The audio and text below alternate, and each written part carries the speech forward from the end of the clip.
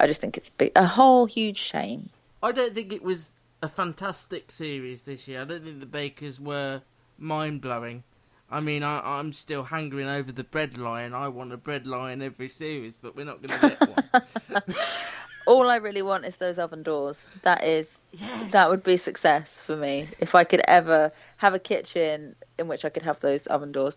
Yeah, I think the problem this series was that the whole series was overshadowed. You know, I was doing radio interviews about the fact that Bake Off was ending while that series was on, and so that's all people were really talking about, so it's a bit of a shame. When you said success for me would be having those oven doors, I didn't think you meant in a kitchen. I just thought you wanted them just to display in the living room. Just framed, yeah. Yeah, well, I mean, that would be a close second, but I kind of like the idea of using them as well. You do wonder why every oven doesn't have those doors. It seems obvious that that's the way ovens should be made. I don't really understand. Right? I think it's something that, you know, our grandchildren will say to, not our collective grandchildren, that's very presumptuous, but the grandchildren we individually have will say to us, why do you not have these oven doors? You know. Yeah, and how come you can't get Wi-Fi on your oven? You know, how old exactly. are you? How come you don't just have to think of bread and it appears, you know? Oh, that is the next step. Yeah, I think so. God, I'd be drowning in bread if that were true.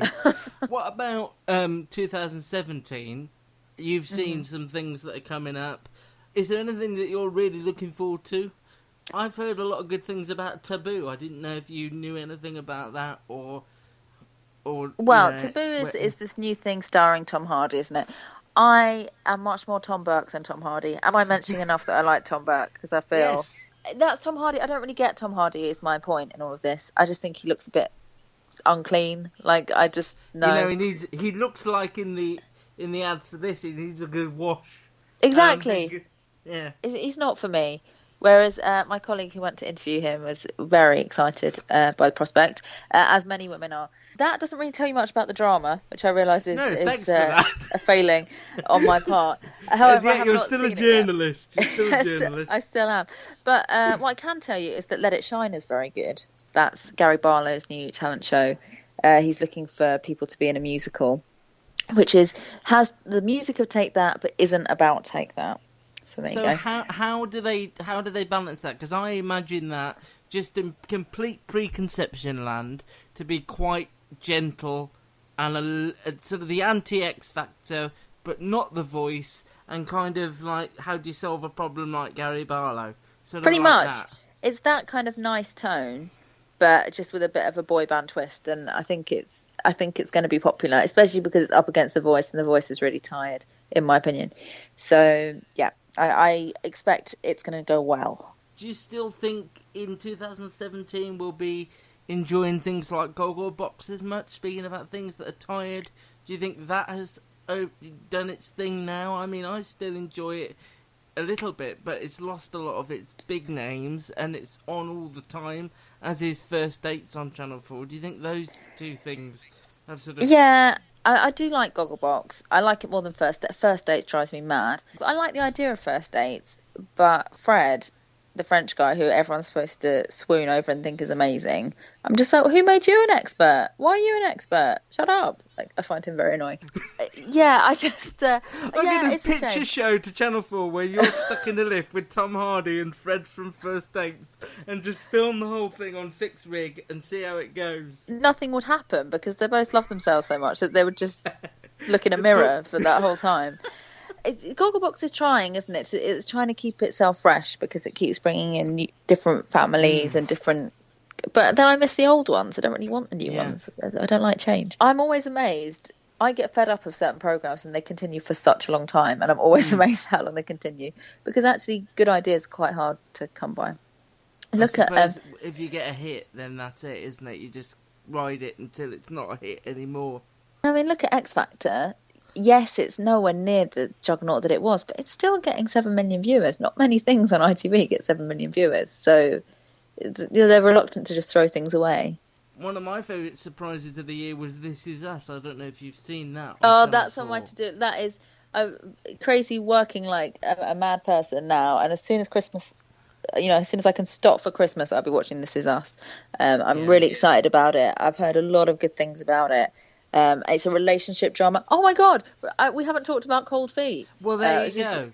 Because I was coming on to it just because one of my slippers has just fallen off. It just reminded me about Cold Feet. It's that kind of comedy gold that makes you Benedict Cumberbatch's best friend. I cannot aspire to that. That might end up on the cutting room floor. That might be something for just your and I's ears, possibly, depending on how funny I think it is. That would be that you would be robbing the nation, is what I would say, if you did that. Well, yes, Cold Feet, I was a massive fan originally. I wanted it to come back, but you also don't want things to come back.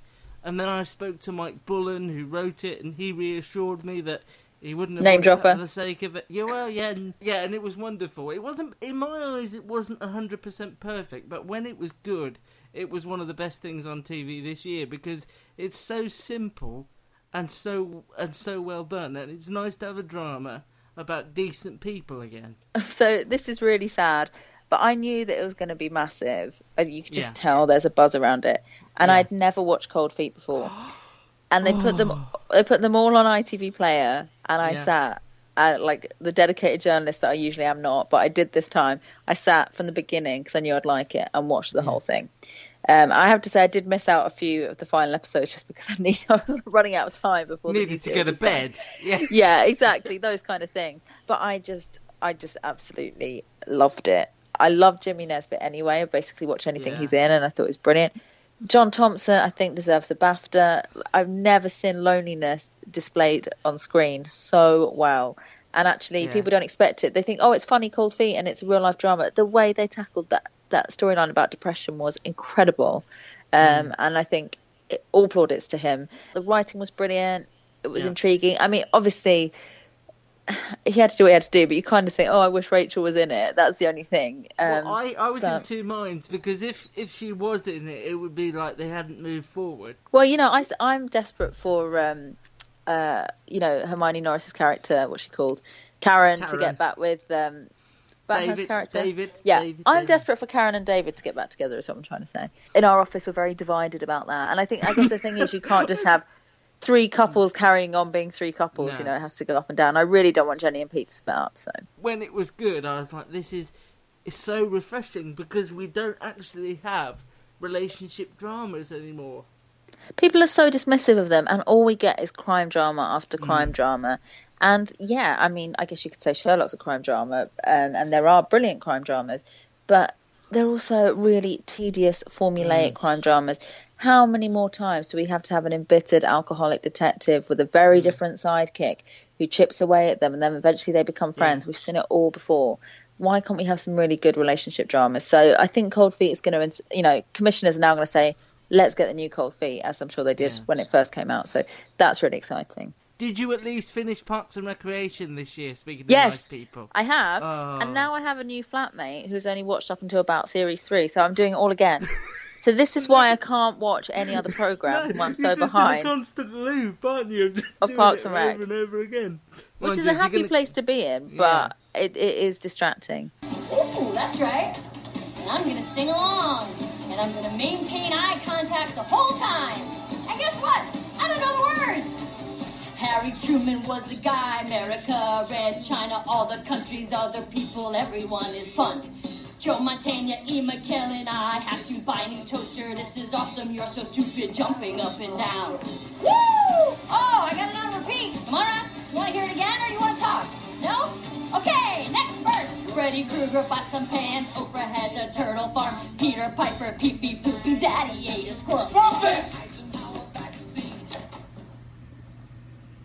I will speak with you for 3 minutes. It's like you live in Pawnee most of the time. I quite like that. I wish I lived in Pawnee, because then you can eat so many waffles and not put on any weight. No, talking about a show with decent, nice people, that is up there as one of the best, and I'm so glad you finished it, because the 7th season, I don't like that word season, but we have to use it. The 7th season was pretty faultless, I thought, actually, considering how bad final seasons of most US sitcoms can be. Well, I like that they were bold enough to wrap it up and say this is what happened to each of the characters. That is very satisfying when you've been watching something for that long. The beginning of the season was obviously disappointing because Rob Lowe wasn't in it. and that was upsetting. But I always knew he was coming back, so that was good. Holding on to that. I love Tom Haverford so much. Yeah. It's the thing about Toms. I'm noticing this. I have very strong feelings towards all Toms, be it positive or negative. Or negative, yeah. Yeah. And now I sorry, can't think of any famous just trying Toms. to think of other Toms. Do you have a Tom sat nav? I actually do, and it's brilliant. There you go. I'm gonna, do not just think about Tom's. Return to the podcast. Hanks. I love Tom Hanks. Tom Hanks is fantastic. He's a we brilliant need- actor. Okay. And Captain Phillips should have won more. Tom more Hollander? Oscars. I do think Tom Hollander's an excellent actor. I thought you were going to say Tom Hiddleston, who I do feel very happy about as a person. However, he has let us down in 20... That's something we can talk about in 2016. Yeah. What the hell has happened to Tom Hiddleston? Why has he gone off with Taylor Swift? I didn't love The Night Manager as much as everybody else, but Excuse I'm presuming me? you did. Oh, Why? I don't know. I thought it had great performances, but I thought it was a bit style over substance. See, what you've done there is the classic, I don't want to offend the actors, so let's say the performances are good and say the rest is rubbish. No, because Ben is a friend of Tom's, and if he heard this... he Exactly. Yeah. Are you also friends with Judge Rinder because they're friends? No, Do the four of you go out? God, can you imagine that? Imagine the four of us having a kebab. What a night that would be. Amazing. To be honest, I just thought it was brilliant, and part of it for me was to do with the scheduling. Sunday night, it doesn't matter how much you love your job, and I do love my job, but Sunday night, no one wants it to be Monday morning. You just don't. So you want something to just finish it off, a glass of red wine, and watch something that's amazing. And we had a really good run. We had like Strictly Results, and then Downton, and then Night Manager. Like there was just a run of really good programs on Sunday nights. And then we got that weird Adrian Lester thing, and then it all finished. That was disappointing. People went, "Oh, I'm not bothered about that." That undercover, yeah. And I like Adrian Lester a lot, but I just didn't get that. So that was part of it. It was just really exciting for a Sunday night as the thing to finish off your week. As you might have guessed, if I sounded a tiny bit distracted, I have found some of the most famous Toms on the planet, and we are now going to have a quick game of do you like this Tom? Do you not like this Tom? You're not allowed to think about it. You just have to answer immediately. So, let's start with an obvious one, Tom Daly. If you asked me that 3 years ago, it would have been like really, really positive. Now it's quite positive. Ooh, I feel like we could delve more into that. No, because I feel like he's grown up a bit and he doesn't need my support anymore. You know, he's free to go. And I actually walked past him the other day, and he just looked like he was just a guy hanging out with his mates. I was like, not the little boy anymore that we all sort of fell in love with, but you know, he's getting on with his life, and that's very nice. Like, there's so much more to that.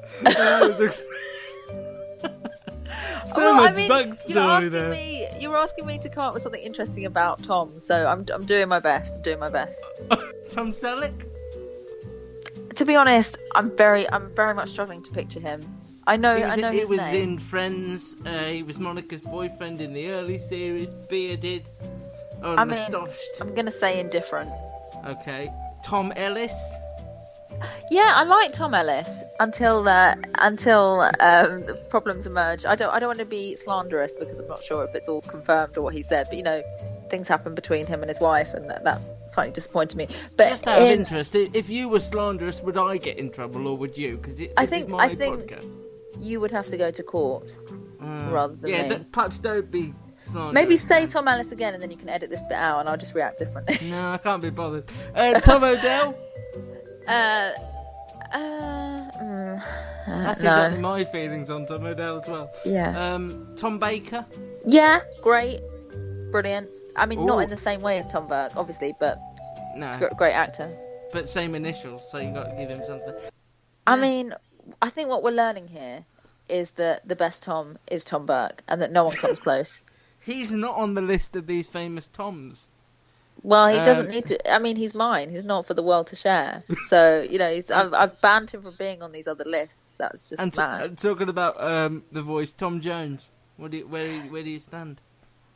Yeah, I mean, he's a legend, fact, but also slightly too old for me as a boyfriend.